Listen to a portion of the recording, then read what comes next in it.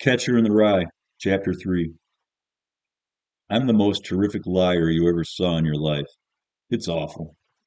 If I'm on my way to the store to buy a magazine, even, and somebody asks me where I'm going, I'm liable to say I'm going to the opera. It's terrible. So when I told old Spencer I had to go to the gym to get my equipment and stuff, that was a sheer lie.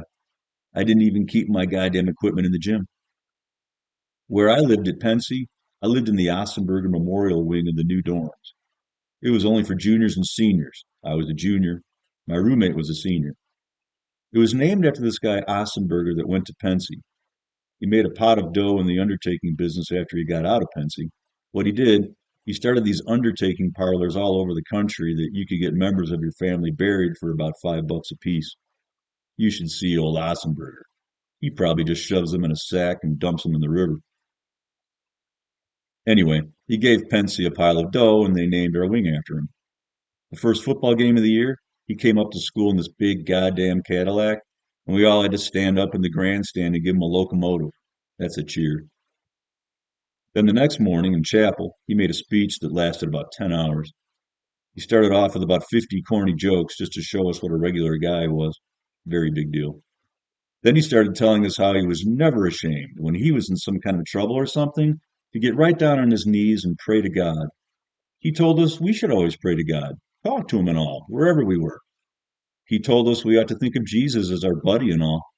He said he talked to Jesus all the time, even when he was driving his car. That killed me. I can just see the big phony bastard shifting into first gear and asking Jesus to send him a few more stiffs. The only good part of his speech was right in the middle of it. He was telling us all about what a swell guy he was, what a hot shot and all. Then all of a sudden, this guy sitting in the row in front of me, Edgar Marsala, laid this terrific fart. It was a very crude thing to do in chapel and all, but it was also quite amusing. Old Marsala, he damn near blew the roof off. Hardly anybody laughed out loud, and Ossenberger made out like he didn't even hear it. But old Thermer, the headmaster, was sitting right next to him on the rostrum and all, and you could tell he heard it. Boy, was he sore. He didn't say anything then. The next night, he made us have compulsory study hall in the academic building. He came up and made a speech. He said that the boy that had created the disturbance in chapel wasn't fit to go to Pensy. We tried to get old Marcel to rip off another one right while old Thurman was making his speech, but he wasn't in the right mood.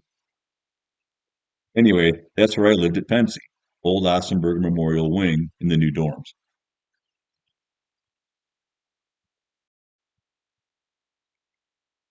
Catcher in the Rye, Chapter 2. They each had their own room and all. They were both around 70 years old, or even more than that. They got a bang out of things, though, in a half-assed way, of course. I know that sounds mean to say, but I don't mean it mean. I just mean that I used to think about old Spencer quite a lot, and if you thought about him too much, you wondered what the heck he was still living for.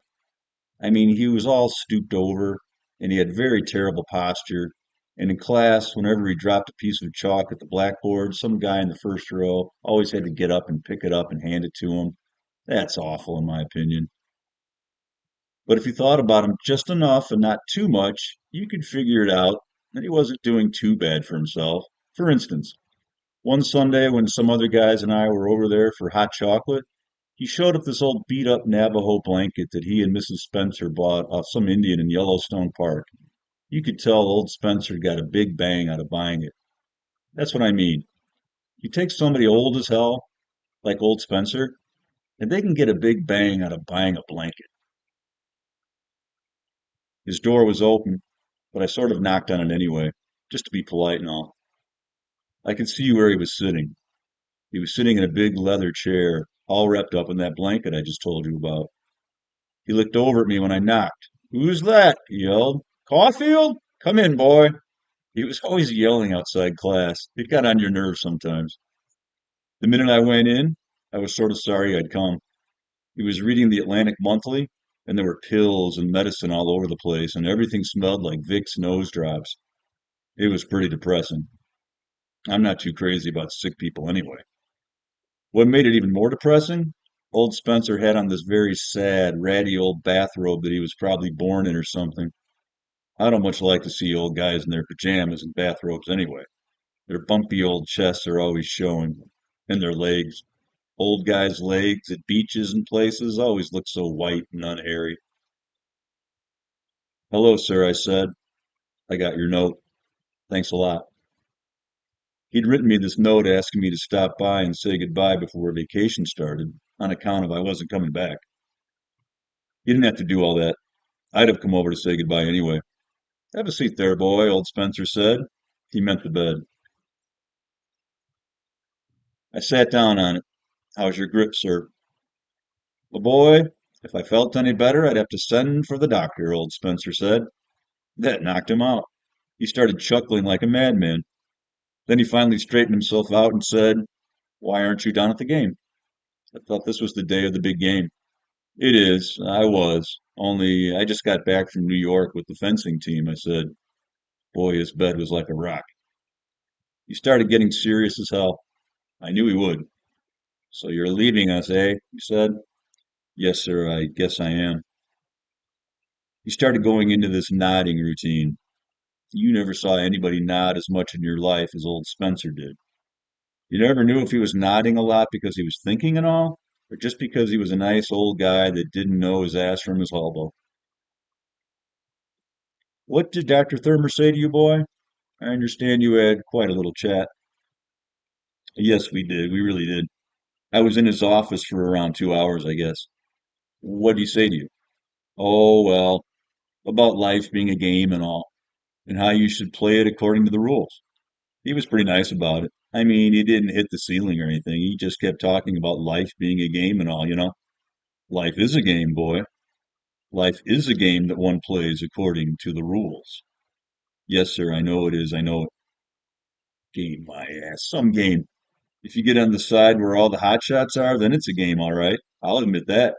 But if you get on the other side where there aren't any hot shots, then what's a game about it? Nothing. No game. Has Dr. Thurmer written to your parents yet? Old Spencer asked. He said he was going to write them Monday. Have you yourself communicated with them? No, sir, I haven't communicated with them because I'll probably see them Wednesday night when I get home. And how do you think they'll take the news? Well, they'll be pretty irritated about it, I said. They really will. This is about the fourth school I've gone to. I shook my head. I shake my head quite a lot. Boy, I said. I also say boy quite a lot. Partly because I have a lousy vocabulary, and partly because I act quite young for my age sometimes. I was 16 then, and I'm 17 now, and sometimes I act like I'm about 13. It's really ironical because I'm 6 foot 2.5 and I have gray hair. I really do. The other side of my head, the right side, is full of millions of gray hairs. I've had them ever since I was a kid. And yet I still act sometimes like I was only about 12. Everybody says that, especially my father. It's partly true, too, but it isn't all true. People always think something's all true. I don't give a damn except that I get bored sometimes when people tell me to act my age. Sometimes I act a lot older than I am. I really do. But people never notice it. People never notice anything. Old Spencer started nodding again. He also started picking his nose. He made out like he was only pinching it, but he was really getting the old thumb right in there. I guess he thought it was all right to do because it was only me that was in the room. I didn't care, except that it's pretty disgusting to watch somebody pick their nose. Then he said, I had the privilege of meeting your mother and dad when they had their little chat with Dr. Thurmer some weeks ago. They're grand people. Yes, they are. They're very nice. Grand. There's a word I really hate. It's a phony. I could puke every time I hear it. Then all of a sudden, old Spencer looked like he had something very good, something sharp as a tack to say to me. He sat up more in his chair and sort of moved around. It was a false alarm, though. All he did was lift the Atlantic Monthly off his lap and try to chuck it on the bed next to me. He missed. It was only about 2 inches away, but he missed. I got up and picked it up and put it down on the bed. All of a sudden, then, I wanted to get the hell out of the room. I could feel a terrific lecture coming on. I didn't mind the idea so much, but I didn't feel like being lectured to and smell Vicks nose drops and look at old Spencer in his pajamas and bathrobe all at the same time. I really didn't. It started all right. What's the matter with you, boy? Old Spencer said. He said it pretty tough, too, for him. How many subjects did you carry this term? Five, sir. Five. And how many are you failing in? Four. I moved my ass a little bit on the bed. It was the hardest bed I ever sat on. I passed English all right, I said, because I had all that Beowulf and Lord Randall, my son, stuff when I was at the Wooten School. I mean, I didn't have to do any work in English at all, hardly, except, write compositions once in a while. He wasn't even listening. He hardly ever listened to you when you said something. I flunked you in history because you knew absolutely nothing. I know that, sir. Boy, I know it. You couldn't help it. Absolutely nothing, he said over again. That's something that drives me crazy. When people say something twice that way after you admitted it the first time, then he said it three times. But absolutely nothing. I doubt very much if you opened your textbook even once the whole term. Did you? Tell the truth, boy. Well, I sort of glanced through it a couple of times, I told him. I didn't want to hurt his feelings. He was mad about history. You glanced through it, eh? He said, very sarcastic. Your exam paper is over there on top of my chiffonier, on top of the pile. Bring it here, please. It was a very dirty trick, but I went over and brought it over to him. I didn't have any alternative or anything. Then I sat down in his cement bed again. Boy, you can imagine how sorry I was getting that I'd stopped by to say goodbye to him. He started handling my exam paper like it was a turd or something. We studied the Egyptians from November 4th to December 2nd, he said. You chose to write about them for the optional essay question. Would you care to hear what you had to say? No, sir, not very much, I said. He read it anyway, though. You can't stop a teacher when they want to do something. They just do it. The Egyptians were an ancient race of Caucasians residing in one of the northern sections of Africa. The latter, as we all know, is the largest continent in the Eastern Hemisphere. I had to sit there and listen to that crap. It certainly was a dirty trick. The Egyptians are extremely interesting to us today for various reasons. Modern science would still like to know what the secret ingredients were that the Egyptians used when they wrapped up dead people so that their faces would not rot for innumerable centuries. This interesting riddle is still quite a challenge to modern science in the 20th century. He stopped reading and put my paper down. I was beginning to sort of hate him. Your essay, shall we say, ends there, he said in this very sarcastic voice. You wouldn't think such an old guy would be so sarcastic and all. However, you dropped me a little note at the bottom of the page, he said. I know I did, I said. I said it very fast because I wanted to stop him before he started reading that out loud, but you couldn't stop him. He was as hot as a firecracker. Dear Mr. Spencer, he read out loud. That is all I know about the Egyptians. I can't seem to get very interested in them, although your lectures are very interesting. It is all right with me if you flunk me, though, as I am flunking everything else except English anyway. Respectfully yours, Holden Caulfield. He put my goddamn paper down then and looked at me like he'd just beaten hell out of me in ping pong or something. I don't think I'll ever forgive him for reading that crap out loud. I would have never read it out loud to him if he'd written it. I really wouldn't. In the first place, I'd only written that damn note so that he wouldn't feel too bad about flunking me. Do you blame me for flunking you, boy? He said. No, sir, I certainly don't, I said. I wish to hell he'd stop calling me boy all the time. He tried chucking my exam paper on the bed when he was through with it, only he missed again, naturally. I had to get up again and pick it up and put it on top of the Atlantic Monthly. It's boring to do that every 2 minutes. What would you have done in my place? He said. Tell the truth, boy. Well, you can see he really felt pretty lousy about flunking me. So I shot the bull for a while. I told him I was a real moron and all that stuff. I told him how I would have done exactly the same thing if I'd been in his place and how most people didn't appreciate how tough it is being a teacher, that kind of stuff. The old bull. The funny thing is, though, I was sort of thinking of something else while I shot the bull. I live in New York, and I was thinking about the lagoon in Central Park, down near Central Park South. I was wondering if it would be frozen over when I got home, and if it was, where did the ducks go?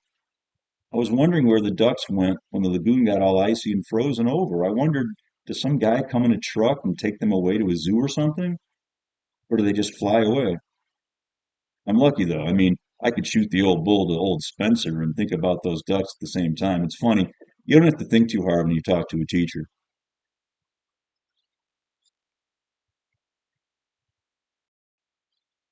The Catcher in the Rye, Chapter 12. The cab I had was a real old one that smelled like someone had just tossed his cookies in it. I always get these vomity kind of cabs if I go anywhere late at night. What made it worse? It was so quiet and lonesome out, even though it was a Saturday night. I didn't see hardly anybody on the street. Now and then you saw a man and a girl crossing the street with their arms around each other's waists and all, or a bunch of hoodlummy looking guys and their dates, all of them laughing like hyenas at something you could bet wasn't funny. New York's terrible when somebody laughs on the street very late at night. You can hear it for miles. It makes you feel lonesome and depressed. I kept wishing I could go home and shoot the bull for a while with old Phoebe. But finally, after I was riding a while, the cab driver and I sort of struck up a conversation. His name was Horwitz. He was a much better guy than the other driver I'd had. Anyway, I thought maybe he might know about the ducks. Hey, Horwitz, I said, you ever pass by the lagoon in Central Park, down by Central Park South? The what? The lagoon? That little lake like there where the ducks are. Yeah, what about it? Well, the ducks that swim around in it in the springtime and all. Do you happen to know where they go in the wintertime by any chance? Where who goes? The ducks. Do you know by any chance? I mean, does somebody come around in a truck or something and take them away? Or do they fly away by themselves, go south or something? Old Horwitz turned all the way around and looked at me. He was a very impatient type guy. He wasn't a bad guy, though. How the hell should I know? He said. How the hell should I know a stupid thing like that? Well, don't get sore about it, I said. He was sore about it or something. Who's sore? Nobody's sore. I stopped having a conversation with him if he was going to get so damn touchy about it. But he started it up again himself. He turned all the way around again and said, the fish don't go no place. They stay right where they are, the fish, right in the goddamn lake. The fish, that's different. The fish is different. I'm talking about the ducks, I said. What's different about it? Nothing's different about it, Horwitz said. Everything he said, he sounded sore about something. It's tougher for the fish, the winter and all, than it is for the ducks, for Christ's sake. Use your head, for Christ's sake. I didn't say anything for about a minute. Then I said, all right, what do they do, the fish and all, when the whole little lake's a solid block of ice, people skating on it and all? Old Horwitz turned around again. What the hell you mean, what do they do? He yelled at me. They stay right where they are, for Christ's sake. They can't just ignore the ice. They can't just ignore it. Who's ignoring it? Nobody's ignoring it, Horwitz said. He got so damn excited and all, I was afraid he was going to drive the cab right into a lamppost or something. They live right in the goddamn ice. It's their nature, for Christ's sake. They get frozen right in one position for the whole winter. Yeah? What do they eat then? I mean, if they're frozen solid, they can't swim around looking for food and all. Their bodies, for Christ's sake. What's the matter with you? Their bodies take in nutrition and all right through the goddamn seaweed and crap that's in the ice. They got their pores open the whole time. That's their nature, for Christ's sake. See what I mean? He turned away the hell around again to look at me. Oh, I said. I let it drop. I was afraid he was going to crack the damn taxi up or something. Besides, he was such a touchy guy. It wasn't any pleasure discussing anything with him. Would you care to stop off and have a drink with me somewhere? I said. He didn't answer me, though. I guess he was still thinking. I asked him again, though. He was a pretty good guy, quite amusing and all. I ain't got no time for no liquor, bud, he said. How the hell old are you anyway? Why ain't you home in bed? I'm not tired. When I got out in front of Ernie's and paid the fare, old Horowitz brought up the fish again. He certainly had it on his mind. Listen, he said, if you was a fish, Mother Nature'd take care of you, wouldn't she? Right? You don't think them fish just die when it gets to be winter, do you? No, but you're goddamn right they don't, Horowitz said, and drove off like a bat out of hell. He was about the touchiest guy I ever met. Everything he said made him sore.